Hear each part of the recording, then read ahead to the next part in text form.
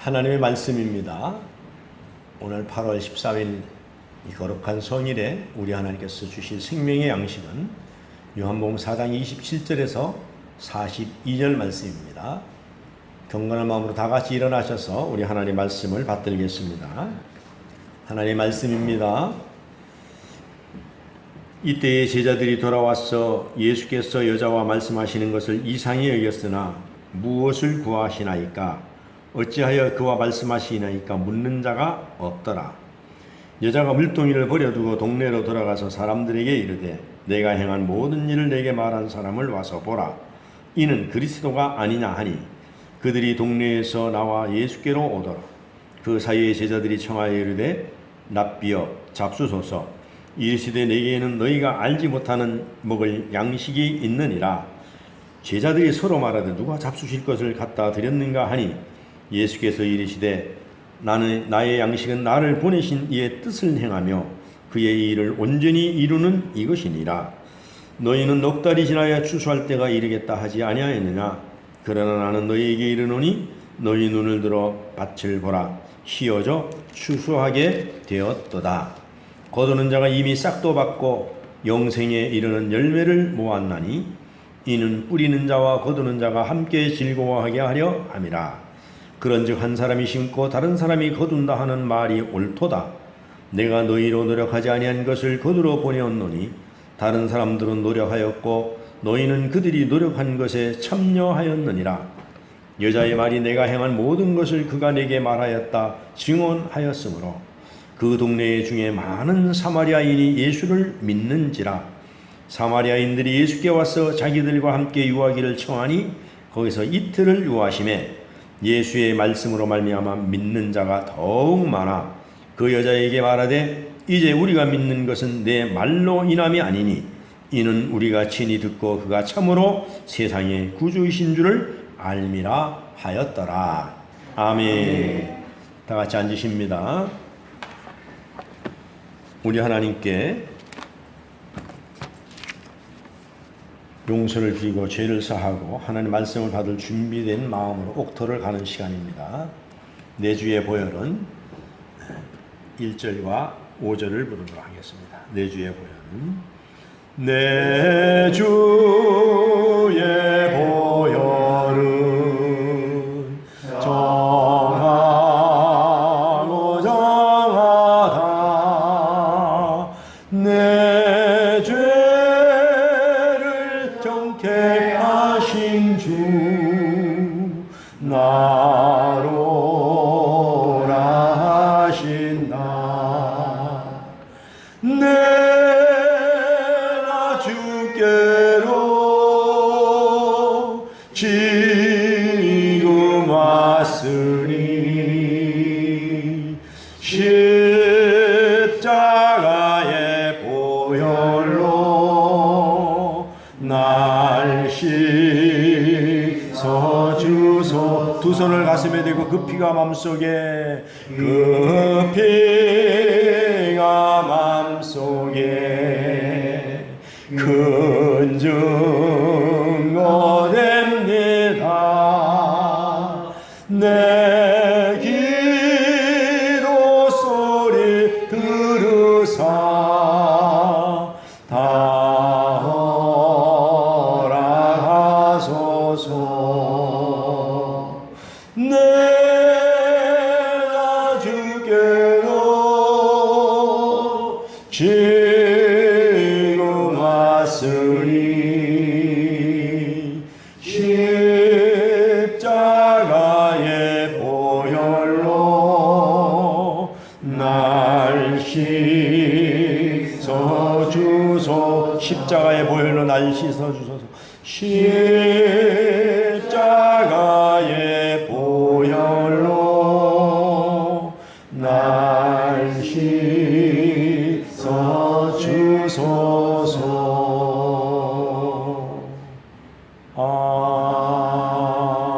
아멘. 할렐루야. 아멘. 여러분의 주의 보혈, 십자가의 보혈로 저와 여러분의 죄악을 씻어준 줄로 믿습니다. 아멘. 할렐루야. 아멘. 오늘 옆사람 인사합시다. 은혜 받읍시다. 은혜 받으시다. 오늘 말씀이 내 말씀입니다. 할렐루야. 아멘. 여러분, 그래도 그렇게 뭐 태풍이 온다고 뉴스에서 날린다고 안 떠내려가고 오늘 만나게 된 것은 주의 은혜인 줄로 믿습니다. 여러분, 세상을 살아오면서 어떤 일로 여러분들이 가장 놀라운 일이겠습니까? 뭐 요새는 뭐 엄마란 걸 가지고는 놀랍지 않습니다. 저는 정말로 모든 것이 다 놀랍습니다. 보면은 우리가 사는 이 지구가 공중에 떠 있다는 것도 날마다 놀랍고, 태양과 저 달과 별이 떠 있는 것도 놀랍습니다, 정말. 그리고 우리가 공기를 마시고 산다는 것이 더 놀라운 사실입니다, 이게. 그리고 늘 말씀드리지만 우리가 먹는 음식이 이게 우리가 피가 되고 살이 된다는 것이 이게 놀라운 사건 아닙니까? 우리가 하나님의 은혜로 바라보면 모든 것이 놀랍습니다.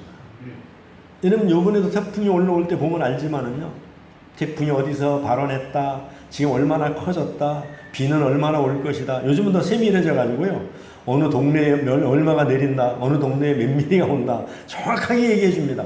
거의 뭐 100%는 안 맞지만은 거의 85% 정도는 맞아요. 그러니까 이걸 보면서 야, 정말 놀라운 사실이다. 이걸 어떻게 알아내느냐 이겁니다. 몇 시에 어디를 통과한다. 그런데도 사람들이 피해를 입는 거 보면은 정말로 그것도 또 놀라운 사실 아닙니까? 할렐루야. 아멘. 오늘은 우리 요한복음을 이제 이렇게 설교를 해 내려가는데, 예수님과 사마리아 여인이 우물가에서 대화를 하고 있는데 제자들이 동네로 갔다가 뭐 하러 갔어요? 먹을 걸 구하러 갔어요. 그래서 돌아왔어요. 딱 돌아와서 보니까는 아니 놀라운 일이 벌어진 거예요. 아니 갈 때는 예수님 혼자 계셨는데 어떤 여인하고 대화를 하고 있는 것입니다. 여러분이 놀란 것은 사마리아 사람하고 대화를 하는 것이 아니라 여인하고 대화를 하는 것이 놀라운 사실이에요. 왜 그렇습니까? 이것은 금기 사항이기 때문에 그래요. 사회적인 금기, 그 다음에 여성과 남성과 이방인의 금기, 이는 금기 사항인데, 아니 유대인의 남자, 그것도 예수님이 여인과 대화를 한다는 것은 놀라운 일이에요. 그래서 우리가 4장 27절 한번 읽어보겠습니다. 시작. 이때에 제자들이 돌아와서 예수께서 여자와 말씀하시는 것을 이상히 여겼으나 무엇을 구하시나이까? 어찌하여 그와 말씀하시나이까? 묻는 자가 없더라. 여기서 이상히 여겼다, 이상히 여겼으나 제자들이 아무도 그 여자하고 왜 대화를 합니까? 무엇을 그 여자가 예수님께 구하고 있습니까? 예수님이 그 여인에게 무엇을 부탁하고 있습니까? 이런 것을 묻는 사람이 없더라. 이상히 여겼으나, 여기서 이상히 여겼으나 이것은 타마조, 헬라어로 타마조는 놀랍게 여겼다. 그러면 놀라운 일이다 이거예요. 아니 어떻게 얘기를 할 수 있어요? 옛날에 우리나라도 역사가 깊지 않아요. 쌍놈과 양반이라는 그런 사회가 있었어요. 그냥 사회적인 장벽이잖아요. 그런데 어디 여인들이 양반 앞을 지나갑니까? 어디 여인들이 아침에 일찍이 동네 앞을 지나가요? 이거는 법은 없는 거지만 사회적인 금기라는 이야기입니다. 그러니까 유대인 남자와 사마리아의 이 여인 관계는 도저히 만날 수 없는데 이상히 여겨, 놀랍게 여겼더라. 근데도 묻지 않았다는 이야기입니다. 그래서 마태복음 8장 8절에 10절 한번 읽어보겠습니다. 여기서도 놀랍게 여겼더라. 마태복음 8장 8절에 10절 한번 띄워줘. 시작. 백부장이 대답하여 이르되 주여 내 집에 들어오심을 나는 감당하지 못하겠사오니 말씀으로만 하옵소서. 그러면 내 하인이 낫게 싸움나이다. 나도 남의 수하에 있는 사람이요 내 아래에도 군사가 있으니 이더러 가라 하면 가고 저더러 오라 하면 오고 내더러 이것을 하라 하면 하나이다. 예수께서 들으시고 놀랍게 여겨 따르는 자들에게 이르되 내가 진실로 너희에게 이르노니 이스라엘 중에 아무에게도 이만한 믿음을 보지 못하였느니라. 이번에 누가 놀랐어요? 아까는 제자들이 놀랐는데 예수님이 놀란 거예요. 할렐루야. 아멘. 여러분의 믿음이 예수님이 놀랄 만한 믿음으로 성장하시기를 주의 이름으로 축원합니다. 아멘. 할렐루야. 아멘. 예수님 만나면 끝나는 거예요. 예수님이 놀랍게 여겼더라. 이만한 믿음을 보지 못했더라. 8장 26절에 27절 한번 보겠습니다. 시작. 예수께서 이르시되 어찌하여 무서워하느냐 믿음이 작은 자들아 하시고 곧 일어나서 바람과 바다를 꾸짖으시니 아주 잔잔하게 되거늘 그 사람들이 놀랍게 여겨 이르되 이가 어떠한 사람이기에 바람과 바다도 순종하는가 하더라. 여기서 배에 탄 사람들이 놀랐어요. 놀라운 일이 일어난 겁니다. 할렐루야. 네? 이가 어떤 사람이기에 바람과 바다도 이 말 한마디에 순종하느냐 이겁니다. 할렐루야. 그래서 오늘 본문 27절 이 사마리아 여인과 대화하시는 예수님을 제자들이 돌아와서 생각하기를 깜짝 놀랐다는 거예요. 놀라게 여겼다. 그건 아까도 말씀드린 왜 그렇습니까? 사회적 금리를 어기는 일이므로 도저히 있을 수 없는 일인데 그런 일이 일어났기 때문에 놀랐던 이야기입니다. 그래서 오늘 본문 28절에서 29절에 보면은 그 전에 예수님과 대화를 나눠서 자기의 모든 과거를 알고 있고 자기가 추구하는 것과 예수님이 주시는 생명수를 그 마음속에 성령을 받은 이 여인이 이제 동네로 달려갑니다. 동네로 달려가요. 할렐루야. 그리고 뭐라 그럽니까? 내 모든 사실을 아는 그가 나타났다. 와보라. 이 여인이 운물가에 나온 이유를 잃어버린 거예요. 이 여인이 왜 운물가에 나왔습니까? 사회적 금기로 인해서 자기는 동네에서 버림받은 사람이기 때문에 평상시에 나올 수 없어요. 그래서 사람이 안 나오는 그 시간을 택해서 나왔는데 이제 사람들의 눈을 피해서 다니던 것이 어떤 놀라운 일이 벌어졌어요? 그런 수치심을 다 버리고 이제 사람 앞으로 자기가 직접 동네 사람들한테 뛰어가는 놀라운 기적이 일어나는 거예요. 사람을 피하는 데서 이제 직접 찾아가는 놀라운 일이 일어나는 거예요. 그래서 예수님을 알리기 위해서 사람들에게 나갔던 것입니다. 목적이 뭡니까? 내가 만난 예수님을 전하기 위해서 뛰어왔던 거예요. 할렐루야. 이 여성, 이 사마리아 여인은 예수님과의 만남을 기쁨을 통해서 자신 앞에 놓여 있었던 장벽을 잃어버렸던 거예요. 그래서 우리가 성령 충만을 받는 게 뭐냐 하면은 여러분 성령 충만 받는 것은 사회와 우리의 환경이 변하지 않았어요. 그런데 우리가 성령 받은 그 기쁨으로 인해서 우리에게 있는 모든 질병의 장벽, 여러 가지 괴로움의 장벽, 여러 가지 사람들과의 문제의 장벽이 막혀있는 것을 다 뚫려버리는 거예요. 할렐루야. 그래서 우리가 성령 충만하면은 기쁜 거예요. 아멘. 응? 여러분 이런 역사가 우리가 예수와의 만남에서 이루어지는 오늘 그 시간이 되시기를 주의 이름으로 축원합니다. 그래서 예수 그리스도와 만난 기쁨 때문에 장벽이라는 존재를 잃어버린 여인, 그래서 아름다운 만남은 우리 내면의 수많은 장벽들을 뛰어넘는 거예요. 뛰어넘는 거예요. 조금 우리가 속되게 말씀드리면은 미친 여인이라고 했죠. 미친 남자. 그 사람의 장벽이 엄청나게 커요. 사실 사회적인 관점으로 우리가 가족들의 관점으로는 저 여자는 온전하지 못하기 때문에 큰 근심덩어리입니다. 근데 본인은 늘 기쁜 거예요. 본인은 그 장벽을 뛰어넘었기 때문에 기쁜 거예요. 그래서 세상 사람들이 마약을 하고 이런 걸 하면 왜 그렇습니까? 문제는 여전히 있는데 그 문제를 뛰어넘으려. 그러나 그 마약을 통해서 장벽을 뛰어넘는 것은 온전해질 수 없어요. 또 다른 큰 장벽을 가져오게 되어 있어요. 그러나 우리가 성령의 능력으로 우리가 이 장벽을 뛰어넘으면요 문제가 해결되는 거예요. 할렐루야. 그래서 내면의 내적인 변화가 일어나자 혐오와 경계의 장벽을 뛰어넘게 된다는 이야기죠. 그래서 동네 사람들에게 쫓아가는 거예요. 이제 피했던 사람이 물 들어온 목적도 잃어버리고 물동이를 버리고 뛰어가는 거예요. 그리고 그 여인의 신분이 상승되는 거예요. 상승되는 거예요. 어디까지 신분이 뛰어넘느냐 하면 그리스도가 나타났다. 그리고 예수님의 제자의 반열에까지 단번에 뛰어 올라가는 거예요. 여러분 그래서 우리가 성령 받는다는 건 대단한 거예요. 보세요. 오늘 4장 9절에 한번 보겠습니다. 거기서 뭐냐면 유대인의 남자라고 나옵니다. 유대인의 남자. 4장 9절 11절 19절 29절을 한번 읽어보시죠. 시작. 사마리아 여자가 이르되 당신은 유대인으로서 어찌하여 사마리아 여자인 나에게 물을 달라 하나이까. 이때 만났을 때는 유대인 남자입니다. 자, 11절 한번 보겠습니다. 시작. 여자가 이르되 주여 물기를 그릇도 없고 이 물은 깊은데 어디서 당신이 그 생수를 얻겠사옵나이까. 이제 주님으로 올라갑니다. 19절 한번 시작. 여자가 이르되 주여 내가 보니 선지자로소이다.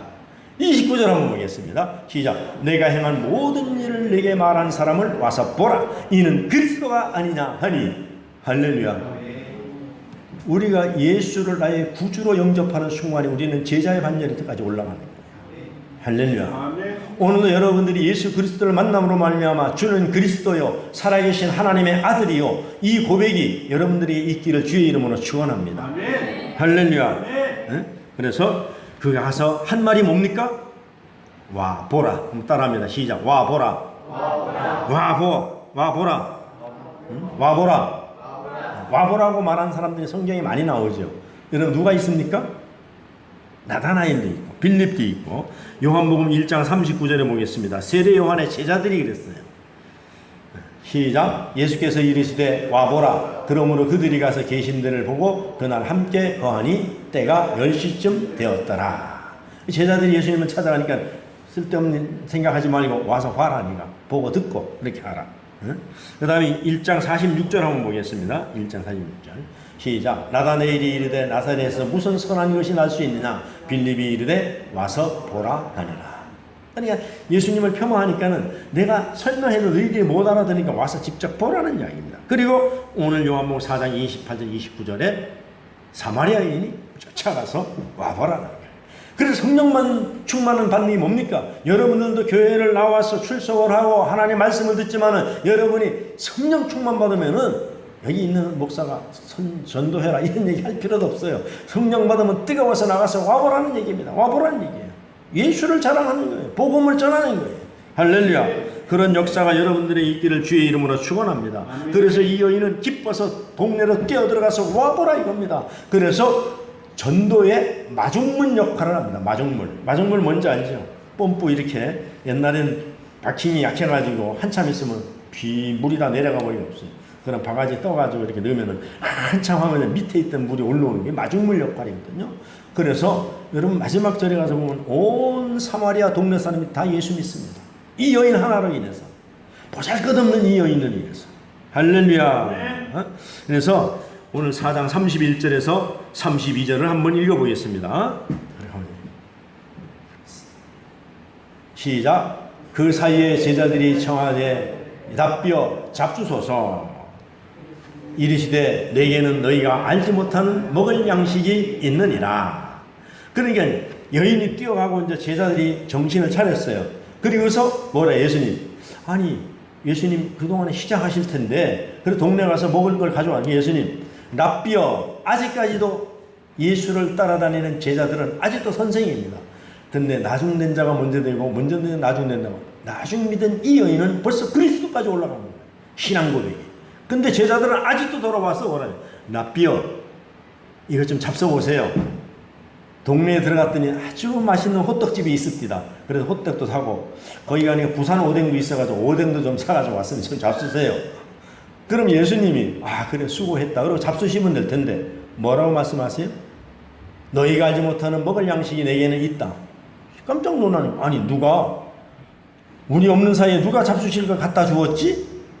이런 대화가 나오잖아요. 그러니까 예수님이 4장 33절에 뭐라고 말씀하십니까?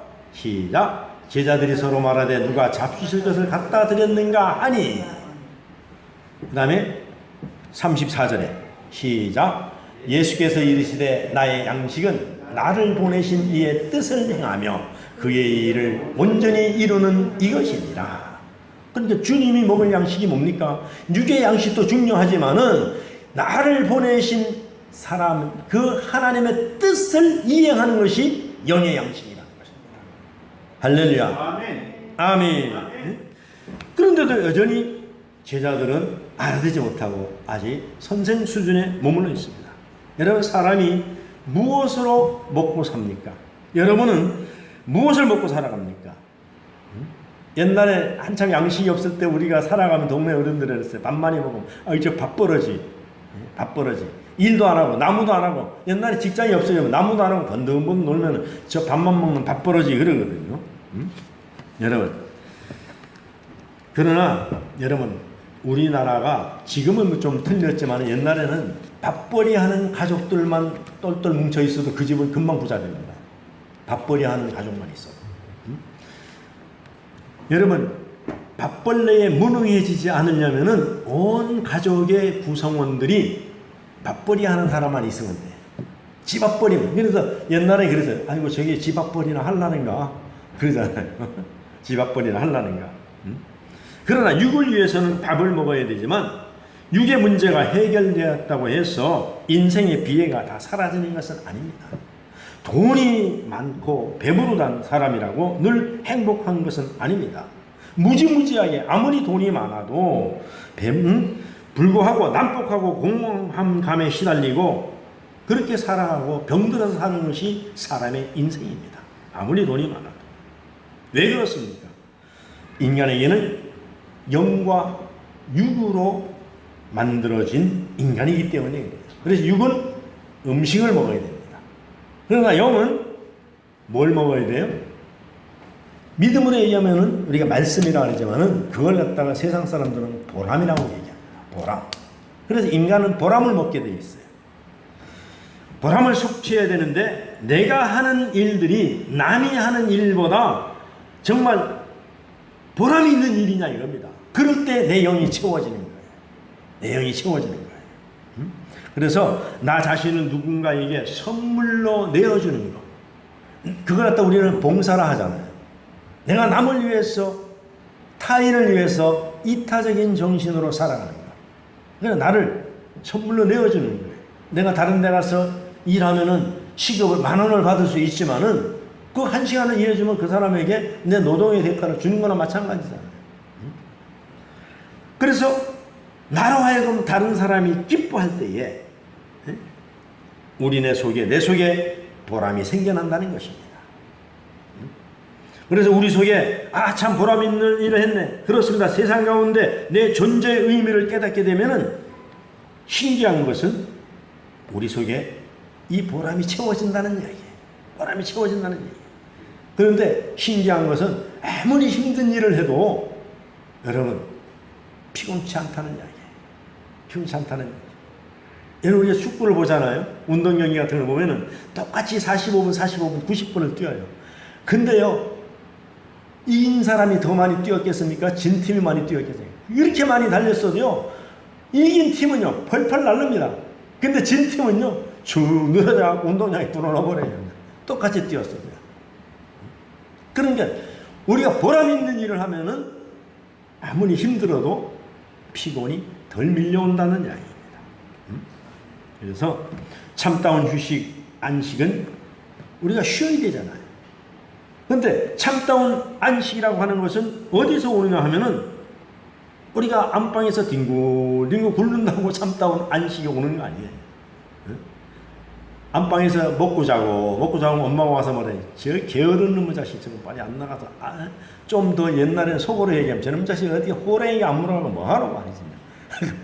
요새 귀신은 저놈 안 잡아가고 뭐하라 막 그런 얘기를 많이 했었거든요. 뒹굴뒹굴 그런다고 여러분 잠을 많이 잔다고 피곤이 풀리는 게 아닙니다. 나중에 더 피곤합니다. 잠은 잘수록 늘어나요.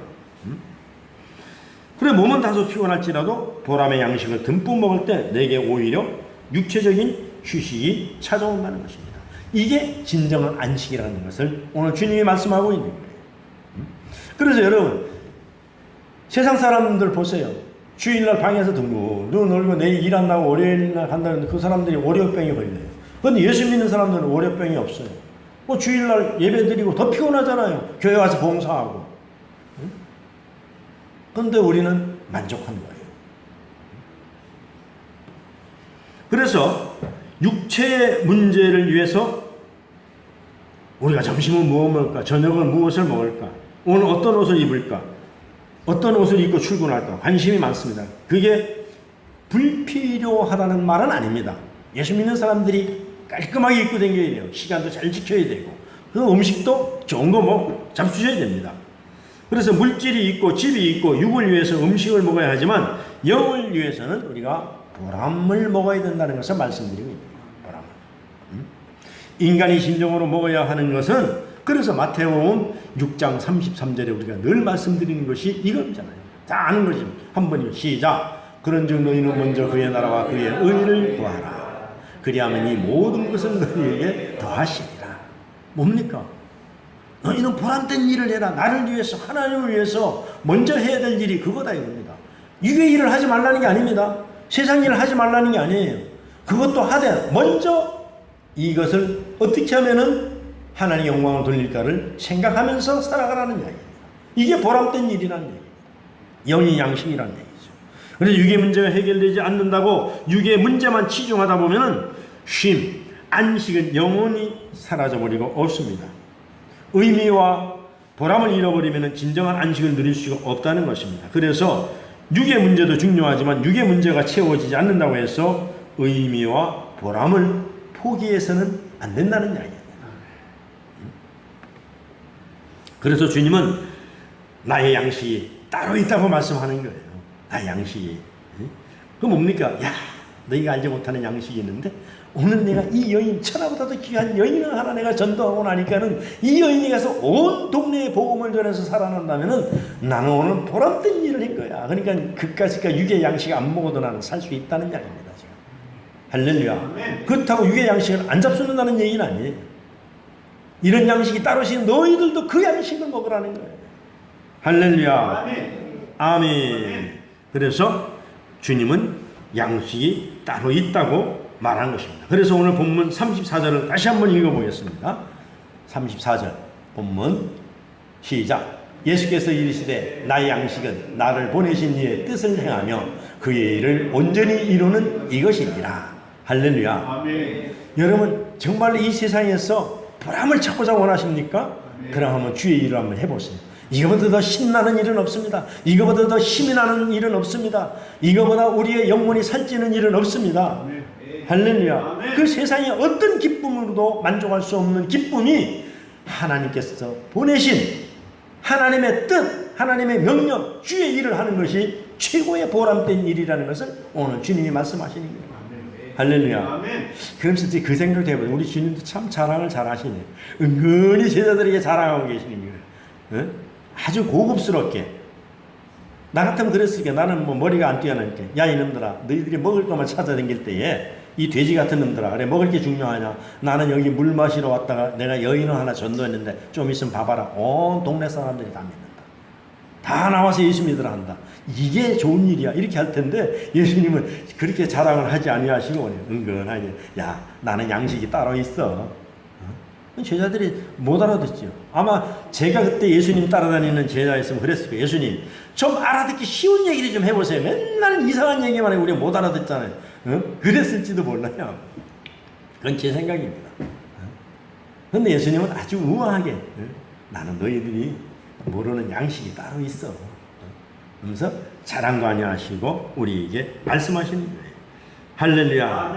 그래서 하나님이 예수님께 시키셨던 그 일을 감당하는 것이 삶의 의미이고 보람이라는 것입니다. 그래 하나님의 뜻이 삶의 의미였던 예수님, 하나님이 예수님에게 원하셨던 그 일은 요한복음에 의하면 한마디로 얘기한 것이 무엇입니까? 생명에 풍성하게 하는 것입니다. 생명을 풍성하게 하는 것. 자, 요한복음 10장 10절 한번 보겠습니다. 10장 10절 시작. 도둑이 오는 것은 도둑질하고 죽이고 멸망시키려는 것뿐이요 내가 온 것은 영으로 양생을 얻게 하고 더 풍성히 얻게 하려는 것이라. 할렐루야. 양으로 생명을 얻게 하는데 더 풍성하게 얻게 하려는 것입니다. 생명.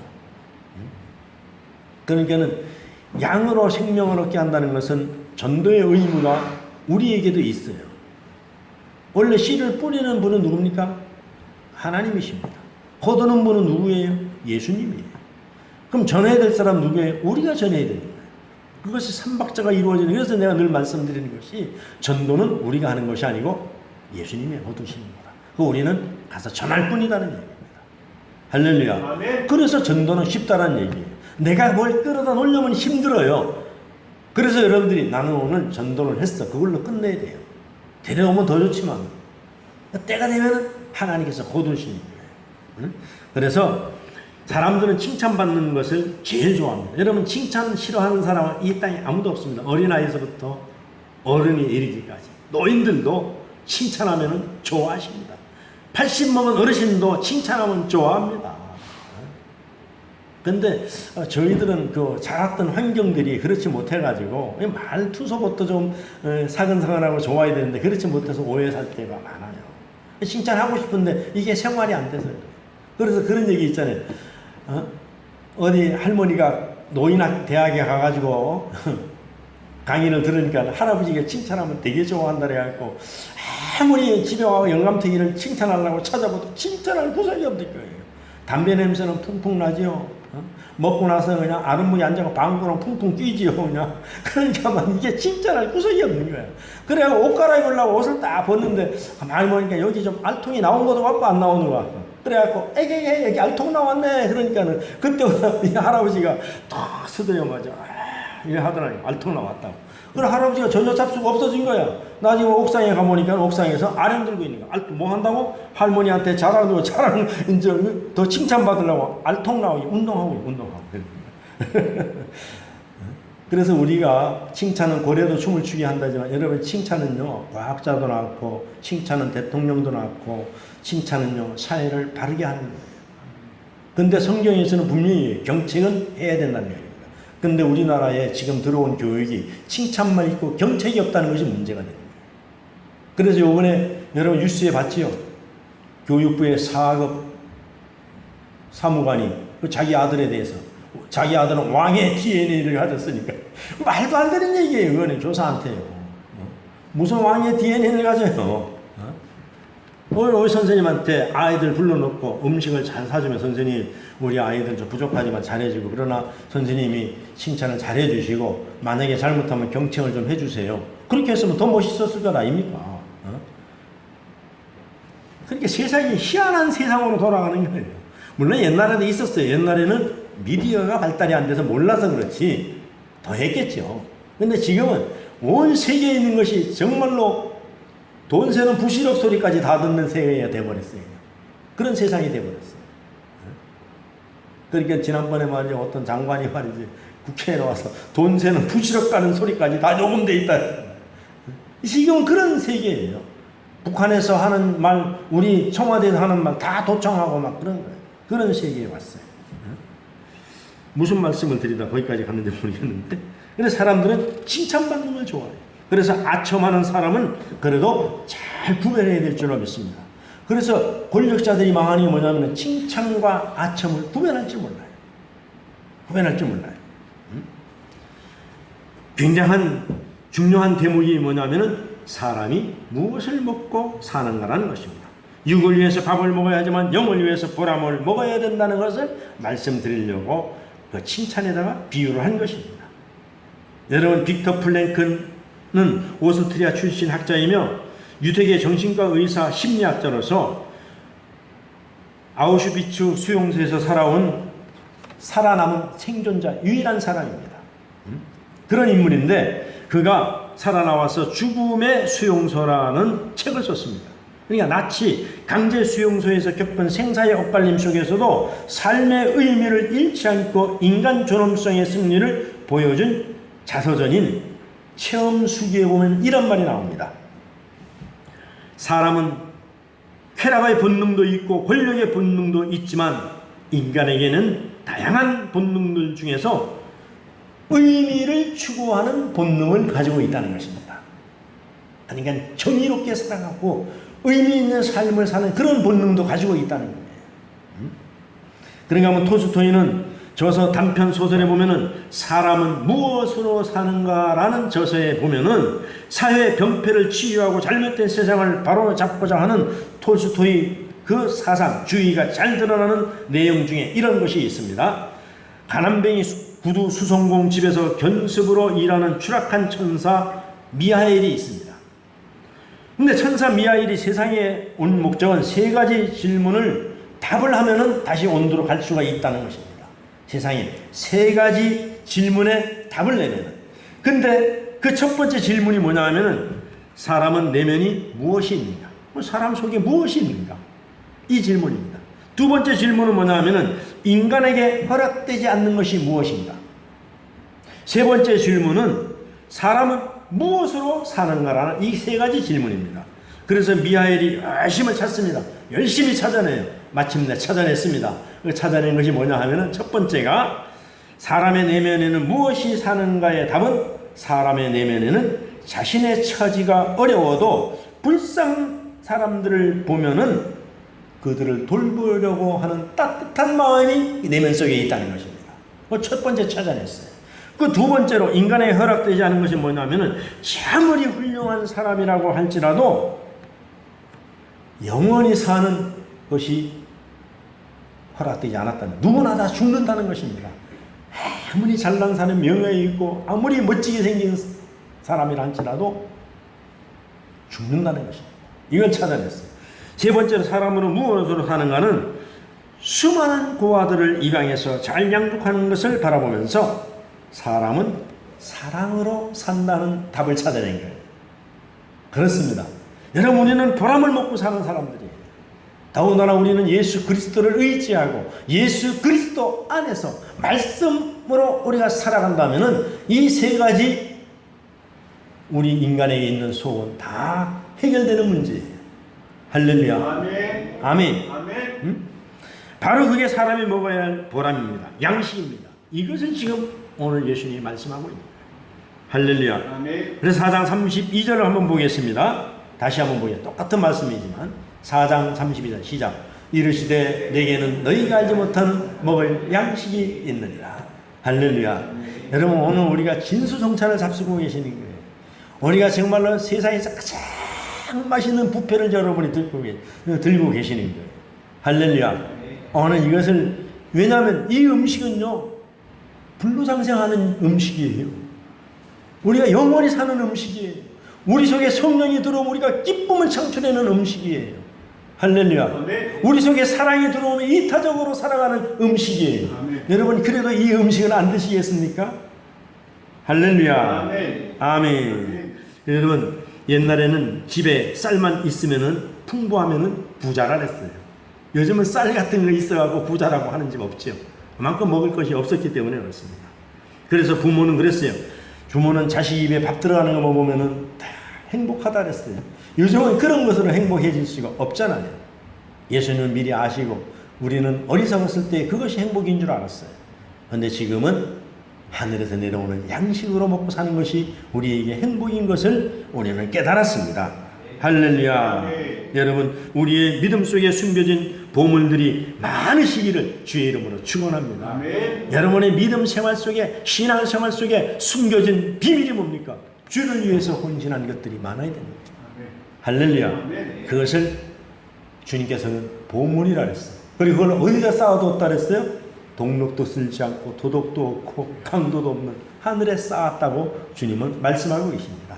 할렐루야. 그래서 성도에게는 이런 양식이 많으면 주님이 기뻐하십니다. 그리고 우리도 기쁩니다. 저와 여러분에게 이런 양식이 많으시기를 주의 이름으로 축원합니다. 할렐루야.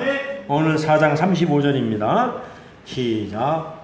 너희는 넉 달이 지나야 추수할 때가 이르겠다 하지 아니하였느냐. 그러나 나는 너희에게 이르노니 너희 눈을 들어 밭을 보라 희어져 추수하게 되었도다.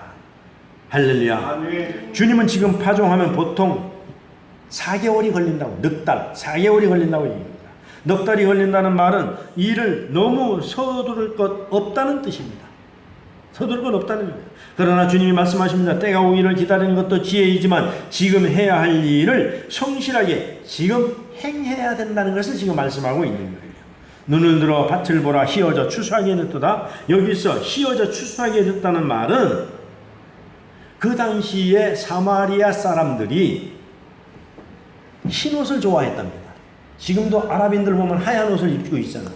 우리는 백의 민족이라 그러잖아요. 우리도 하얀 옷을 좋아하는 민족이 있잖아요. 그 하얀 옷을 입고 있는데 여자가 가서 와보라 그랬어요. 동네 사람들이 다 예수님께로 막 달려오는 모습들을 보고 사람들이 막 몰려오는 거예요. 그래서 흰옷을 입고 오는 걸 보고 예수님이 제자들에게 말하는 거예요. 보라, 희어져서 추수할 때가 다 되었도다. 할렐루야. 아멘. 아멘.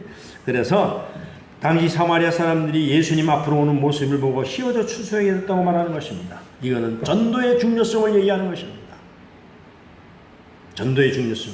그래서 디모데후서 4장 2절 말씀을 한번 보겠습니다. 디모데후서 4장 2절 말씀.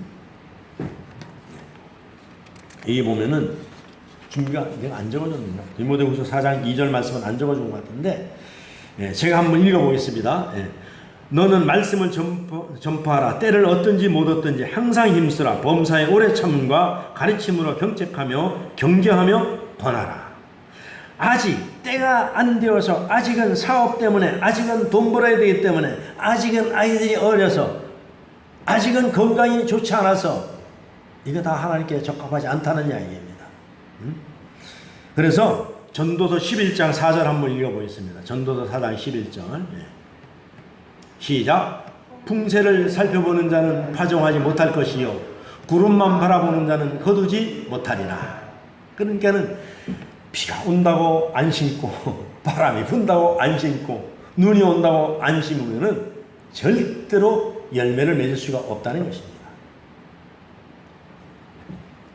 네가 자라게 하는 분은 하나님이니까는 너희들은 바람이 부나 날씨가 구주나 날씨가 쨍기 내려쬐이나 너희들은 파종하라는 이야기입니다. 복음 전하라는 이야기예요. 나에게 가장 적절한 시간이 올 때까지 나는 기다려야 해. 아직은 때가 아니라고 말할 수 있습니다. 물론 때를 분별하는 지혜도 필요하지만 때가 이르렀는데도 때가 아니라고 말하는 어리석음을 범해서는 안 된다는 것입니다. 주님은 때가 되었다는데 우리는 아직 때가 안 됐다는 거예요. 그런데 가만히 들여다보면 나의 게으름이 거기 숨어 있다는 사실을 우리는 발견하게 됩니다. 나의 무능이 거기 숨어 있다는 것을 발견해야 된다는 것입니다. 주님은 바로 이때가 구원의 날이라고 말씀하십니다. 그리고 말씀하십니다. 마가복음 9장 23절에 예수께서 이르시되 할 수 있거든이 무슨 말이냐. 믿는 자에게는 능히 하지 못할 일이 없느니라 하시며 이미 우리에게 그 능력을 주셨습니다. 그런데 우리는 그 능력이 없다고 얘기하는 거예요. 여러분 코끼리 아시죠? 코끼리.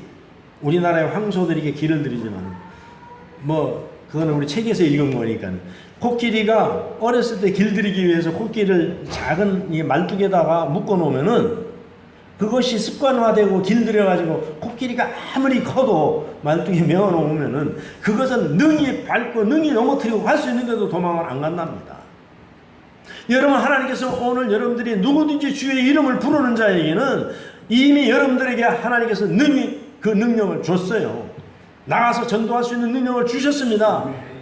할렐루야. 여러분들에게 담대함을 주셨습니다. 근데도 나는 아직까지 저 말뚝 때문에 못 가.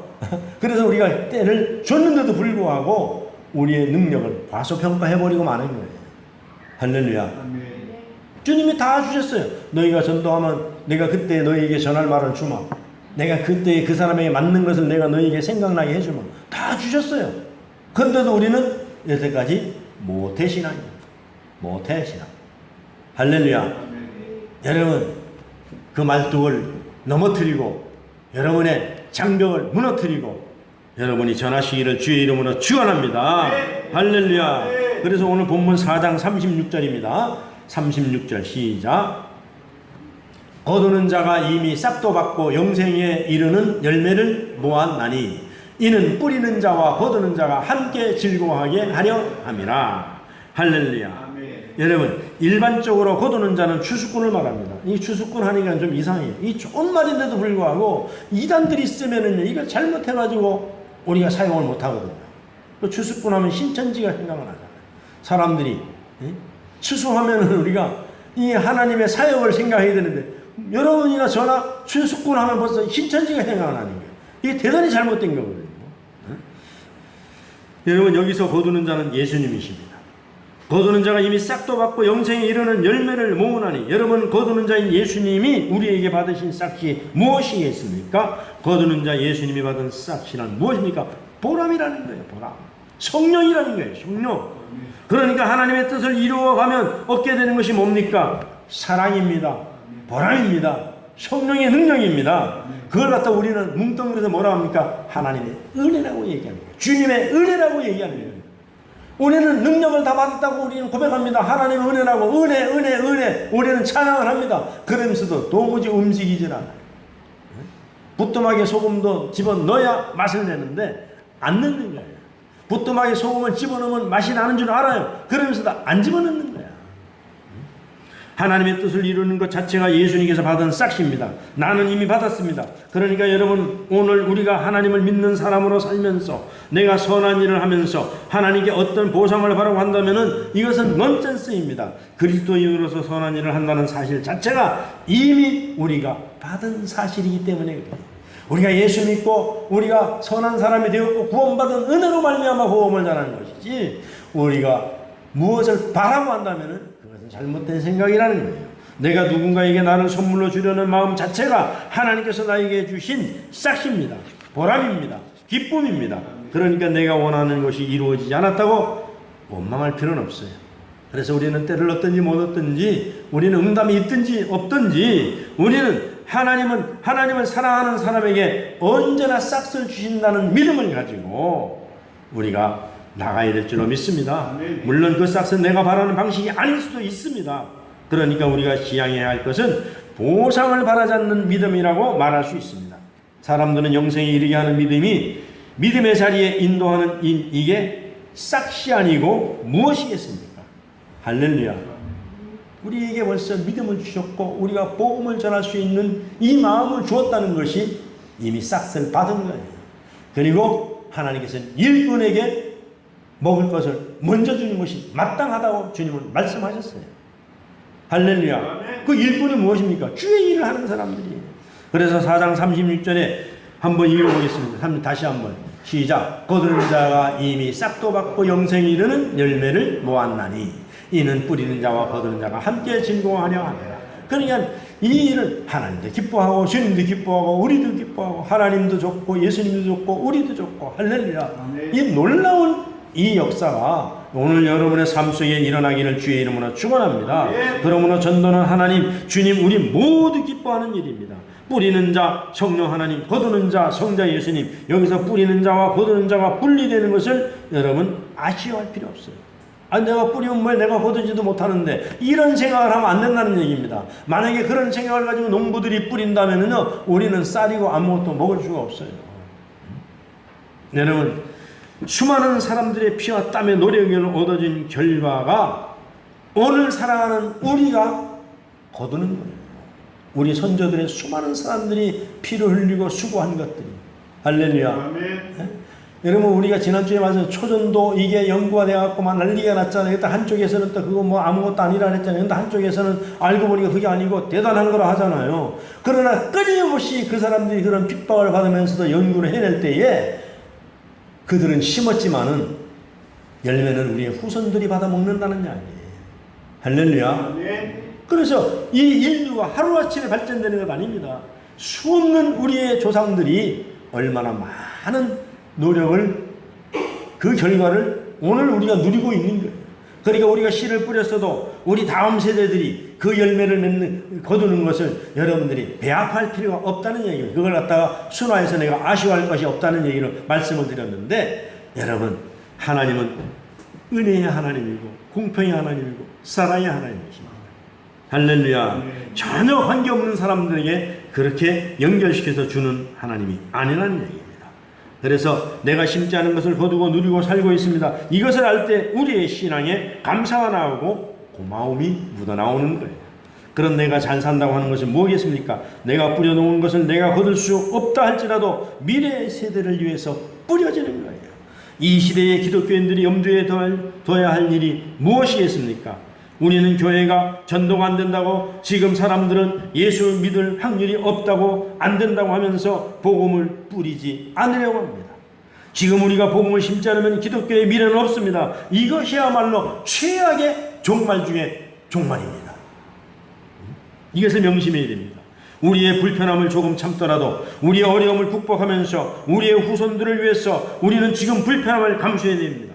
이게 바로 바른 행위라고 말할 수 있기 때문에, 이것이 보람이라고 말할 수 있기 때문에 그렇습니다. 그래서 오늘 내가 당장 거두지 못한다 할지라도 뿌려야 할 것을 뿌리고 지금 해야 하는 것을 실행하는 행동이 믿음이라고 말할 수 있을 것입니다. 이게 중요하다는 거예요. 그래서 4장 39절에 한번 같이 읽어보겠습니다. 시작. 여자의 말이 내가 행한 모든 것을 그가 내게 말하였다 증언하므로 그 동네 중에 많은 사마리아인이 예수를 믿는지라. 할렐루야. 여자가 와서 외쳤어요. 그런데 여러분, 그랬더니 사마리아인들이 전체가 와서 막 믿는 거예요. 정말 하나님의 은혜는 늘 언제나 이렇게 놀랍기만 합니다. 그런데 이 여인을 통해서 그리스도를 만나게 된 사람들이 40절에 보면 놀라운 역사가 또 일어나요. 오늘 40절을 보겠습니다. 시작. 사마리아인들이 예수께 와서 자기들과 함께 유하기를 청하니 거기서 이틀을 유하시며 한 수 더 떠가지고 가시지 말고 우리와 함께 살읍시다. 너무 놀라운 역사가 일어나는 거예요. 할렐루야.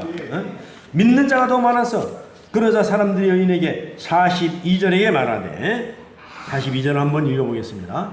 시작. 그 여자에게 말하되 이제 우리가 믿는 것은 내 말로 인함이 아니니 이는 우리가 친히 듣고 그가 참으로 세상의 구주이신 줄을 알미라 하였더라. 할렐루야. 자 보세요. 놀라운 역사가 일어났잖아요. 여자가 외쳤지만 이제는 네가 말한 거 이것 때문에 우리가 믿는 것이 아니고 와서 예수를 만나고 나니까는 이제는 참 구원이 이에게 있다는 것을 이제 우리가 알았다는 이야기입니다. 신이 듣고 보니까 신이 예수님을 만나고 보니까 그래 우리는 무슨 역할을 하는 거예요? 예수님과 만나는 하는 매체 역할을 하는 게 전도입니다. 그래서 우리가 들여다보면은 나머지는 예수님 하나님 책임이에요. 너무 실망할 필요. 그래서 열매 안 맺는다고 정착 안 한다고 실망할 필요가 없어요. 여기서 또 걸쳐 다른 교회에 걸쳐서 결국은 어딘가는 정착을 하게 된다는 사실입니다. 그래서 그들이 예수님께 나와서 친히 그분을 만나고 듣고 나니까 참으로 이 세상의 구주인 것을 알았기 때문에 내가 교회를 나와서 열심히 봉사하고 내가 열심히 예수를 믿는 것이지 네가 전도한 것 때문에 처음에는 나왔지만 그건 아무것도 아니라는 걸 얘기하고 있는 거예요. 할렐루야. 아멘. 그래서 오늘 수가성 여인은 수행하는 역할은 마중물 역할, 즉 여성 제자의 역할, 사명을 감당한 여인은 사라지고 사마리아 사람들의 믿음만 드러나게 되는 거예요. 지금 할렐루야. 사회적 장벽이 무너졌습니다. 예수님은 사마리아 사람들과 함께 사마리아에 머물렀습니다. 믿는 자들이 더 늘어났습니다. 마침내 예수님이 사마리아 사람들에 의해서 구주로 고백되어지는 놀라운 사건이 일어난 거예요. 차별의 장벽을 넘어서 사마리아로 오신 이 예수님이 인식되어지고 있습니다. 유대인의 선생으로 불렸던 니고데모에게 가리워져 있던 진실이 차별의 장벽에 갇혀 담을 쳤던 사람들, 멸시와 천대받고 있던 사람들의 마음의 장벽을 허물고 예수님을 나와 세상의 구주로 고백하며 당신이 세상의 구주라고 찬양하라고 하십니다. 주님만이 세상의 구주라고 이 사마리아인들이 지금 찬양하라고 있는 것입니다. 할렐루야. 사마리아 여성과 만난 이야기는 잊지 말아야 됩니다. 이 놀라운 사건이 벌어진 것은 다름 아닌 영혼의 목마름 때문입니다. 영혼의 목마름 때문. 그걸 다시 말하면 우리에게 영혼을 사랑하는 마음을 달라고 기도해야 된다는 거예요. 할렐루야. 아멘. 때때로 결핍은 예상치 못한 일들을 만들어냅니다. 내가 아픔이 없다고 한다면 남의 아픔을 이해할 수 없듯이 말입니다. 병원에 가서 진료를 받기 위해서 앉아있다 보면 많은 사람들이 자기의 병 문제를 털어놓습니다. 그런 사람들이 그래요. 동병상련이라고. 내가 그런 병이 있었는데 내가 어디 가서 치료받고 내가 어디 가서 무슨 약을 먹었더니 낫다고 막 자랑을 해줍니다. 그런데 실상은 자기도 어디서 무슨 약을 먹고 나는 잘 몰라요. 아픈 사람은 여기저기서 막 소문 듣고 먹다 보니까. 그래서 아픈 사람이 지푸라기로 잡는다고 했잖아요. 그래서 아픈 사람을 만나게 하고 슬픔을 만나게 하고 때때로 인간에게 주어져 있는 결핍과 고통이라고 하는 것이 아프지만 무겁지만 다른 이들과 나를 맺어주는 통로가 되기도 한다는 사실을 여러분이 기억하시고 복음을 전파하시기를 바랍니다. 우리 이웃의 사마리아 여인은 너무나도 많이 있습니다. 여기에 있는 사마리아 여인은 우리가 구원해야 될 대상입니다. 덕천동에 있는 사마리아인들은 우리가 구원해야 됩니다. 오늘 우리 주님은 생명의 능력으로 우리의 내면에서 생수가 솟아나 누군가에게 선물이 되는 인생의 보람을 누리며 살아가라고 명령하십니다. 오늘 이 복음을 들고 여러분들이 이 복을 누리시며 살아가시는 저와 여러분이 되시기를 주의 이름으로 부탁드리고 축원합니다. 아멘. 참으로 좋으신 아버지 하나님 감사합니다. 오늘 주신 말씀을 통하여서 우리가 다시 한번 우리가 이 덕천동에 복음의 씨앗을 많이 뿌릴 수 있는 저희들 되게 하여 주시옵소서. 그리고 보람을 찾게 하시고 하나님과 우리 예수님과 우리 모두가 기뻐하는 놀라운 역사가 이 삼강교회 현장에서 일어나게 하여 주시옵소서. 한 해가 하나님의 은혜가 한없이 내려지는 놀라운 역사 현장이 되게 하여 주시옵소서. 감사하고 예수님의 귀하신 이름으로 기도하옵나이다. 아멘.